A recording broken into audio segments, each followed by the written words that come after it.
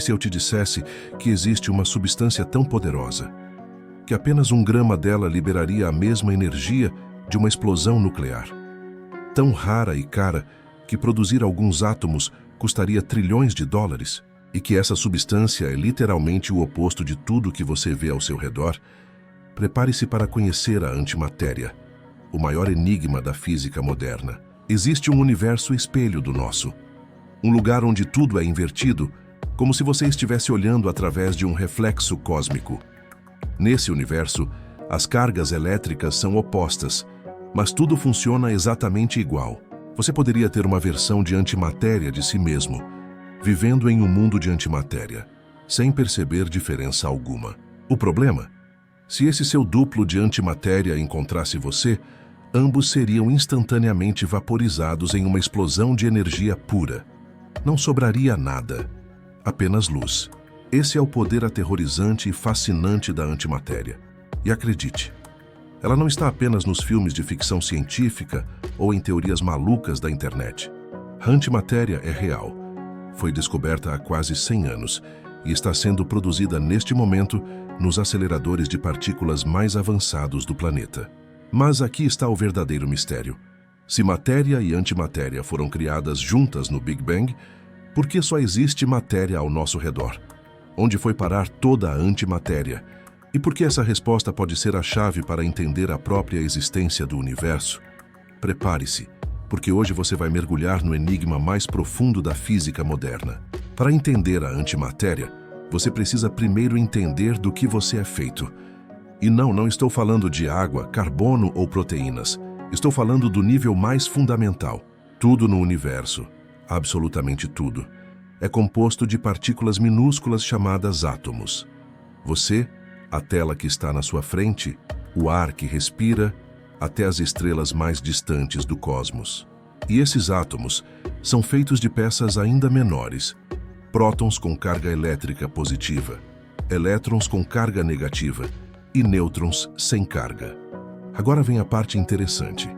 Para cada uma dessas partículas existe uma partícula gêmea idêntica, mas com a carga elétrica invertida. Essa é a antimatéria. Não é feita de um material diferente ou exótico. É literalmente o mesmo material, só que com o sinal trocado. Pense no elétron. Ele tem carga negativa e orbita o núcleo do átomo. Sua antipartícula é o pósitron, exatamente igual em massa, tamanho e comportamento, mas com carga positiva. O próton tem carga positiva. Seu gêmeo, o antipróton, tem carga negativa. E assim por diante para cada partícula fundamental que conhecemos. Vamos ao exemplo mais simples, o hidrogênio. É o átomo mais abundante do universo, compõe 75% de toda a matéria visível e é disso que o Sol é feito. Um átomo de hidrogênio tem um próton positivo no centro e um elétron negativo girando ao redor. Agora o antihidrogênio, que os cientistas já conseguiram criar em laboratório, tem um antipróton negativo no núcleo e um positron positivo orbitando. É o hidrogênio de cabeça para baixo. Um átomo perfeitamente funcional, só que feito do material oposto. E aqui está o detalhe fascinante. Se você pudesse construir um telescópio de antimatéria e olhar para uma estrela de antimatéria em uma galáxia de antimatéria, você não notaria absolutamente nenhuma diferença. A luz seria idêntica.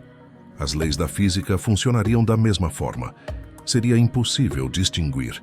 Mas existe um pequeno detalhe. Um detalhe catastrófico, na verdade.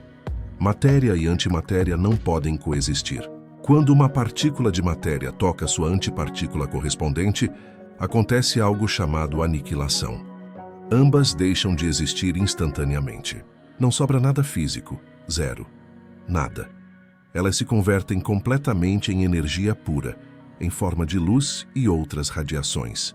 E quando eu digo completamente, quero dizer 100% da massa se transforma em energia. Isso é absolutamente extraordinário. Para você ter uma noção, na fissão nuclear que acontece nas usinas atômicas, apenas cerca de 0,1% da massa é convertida em energia. E isso já é suficiente para gerar eletricidade para cidades inteiras.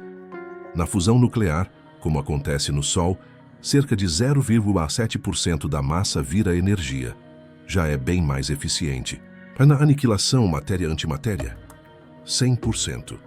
Toda a massa, até o último átomo, se transforma em energia pura. É a conversão mais eficiente possível no universo. Lembra da equação mais famosa de Einstein? I igual m vezes c ao quadrado. Ela mostra que massa e energia são duas faces da mesma moeda e que é possível converter uma na outra. O c nessa equação é a velocidade da luz, um número gigantesco. Quando você eleva ao quadrado, fica ainda mais absurdo. Isso significa que uma quantidade pequena de massa equivale a uma quantidade monstruosa de energia. Pegue 1 grama de antimatéria e junte com 1 grama de matéria.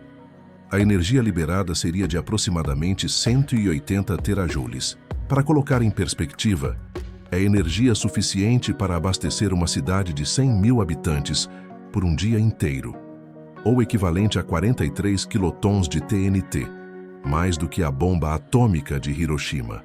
Estamos falando de apenas 2 gramas de material. É por isso que a antimatéria é simultaneamente tão fascinante e tão perigosa. É a fonte de energia mais potente que a física permite. E é por isso também que ela não pode simplesmente ser armazenada em um pote na prateleira. A história da antimatéria começa não em um laboratório cheio de equipamentos, mas em uma folha de papel cheia de equações matemáticas. Era o ano de 1928. E um jovem físico britânico chamado Paul Dirac estava tentando resolver um dos maiores quebra-cabeças da física. Dirac queria unificar 2 das maiores teorias da época: a mecânica quântica, que descreve o mundo microscópico das partículas, e a teoria da relatividade de Einstein, que descreve o universo em grande escala e altas velocidades. Eram 2 pilares da física, que pareciam incompatíveis. Ao trabalhar nas equações, Dirac percebeu algo extremamente estranho. Quando ele tentava descrever matematicamente o comportamento do elétron em altas velocidades, a equação tinha 2 soluções. Uma fazia perfeito sentido, descrevia o elétron que conhecemos, mas a outra solução era bizarra, sugeria a existência de uma partícula com massa positiva, mas carga elétrica negativa. Ou visto de outro ângulo, uma partícula idêntica ao elétron, mas com carga oposta. A maioria dos físicos da época teria simplesmente descartado essa solução estranha como um erro matemático, uma anomalia sem significado físico. Mas Dirac foi audacioso.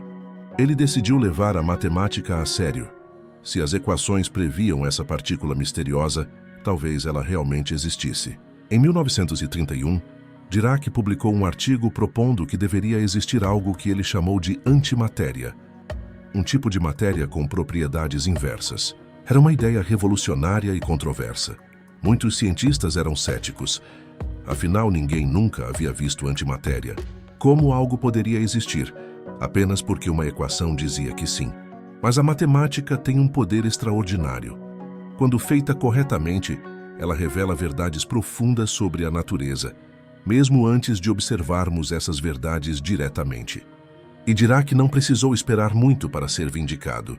Um ano depois, em 1932, do outro lado do Atlântico, um jovem físico americano chamado Carl Anderson estava fazendo algo completamente diferente. Ele não estava testando a teoria de Dirac. Na verdade, ele nem estava procurando por antimatéria. Anderson estudava raios cósmicos, partículas de alta energia que bombardeiam a Terra constantemente, vindas do espaço profundo. Para detectar essas partículas invisíveis, ele usava uma engenhosa câmara de névoa, um dispositivo cheio de vapor supersaturado, onde partículas carregadas deixam rastros visíveis, como aviões deixam rastros no céu. Anderson colocou sua câmara dentro de um campo magnético poderoso. Isso fazia com que partículas carregadas curvassem sua trajetória ao passar. Partículas positivas curvavam para um lado, negativas para o outro. Era uma forma elegante de identificar a carga das partículas. E foi aí que ele viu algo impossível.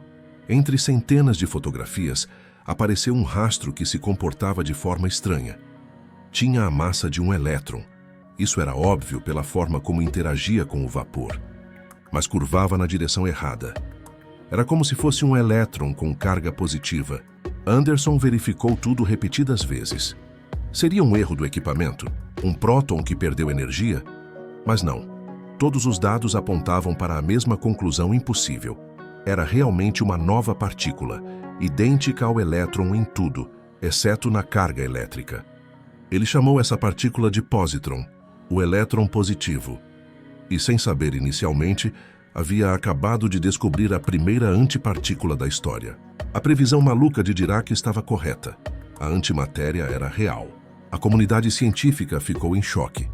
Em 1936, Anderson ganhou o Prêmio Nobel pela descoberta. Dirac já havia ganhado o dele em 1933 pela previsão teórica. Era um triunfo espetacular da física teórica. A matemática havia previsto algo que parecia impossível, e a natureza confirmou. Mas a descoberta do positron foi apenas o começo. Se existia um antielétron, deveriam existir outras antipartículas, e a caça estava aberta. Em 1955, mais de 2 décadas depois, físicos finalmente conseguiram criar o antipróton usando um acelerador de partículas chamado Bevatron, na Califórnia. Era uma partícula muito mais difícil de produzir, exigindo energias colossais. Mas lá estava ela, o gêmeo de antimatéria do próton. Desde então, os cientistas descobriram antipartículas correspondentes a praticamente todas as partículas fundamentais: antinêutrons, antiquarks, antileptons. O universo espelho revelado por Dirac era mais completo do que qualquer um poderia imaginar. A antimatéria é muito mais do que uma curiosidade científica ou um conceito de ficção científica. É uma janela para os momentos mais primordiais do universo, para os primeiros instantes após o Big Bang, quando tudo estava sendo decidido. É a prova de que a realidade é muito mais estranha e maravilhosa do que aparenta. Para cada partícula que existe, há uma imagem espelhada, um gêmeo de antimatéria.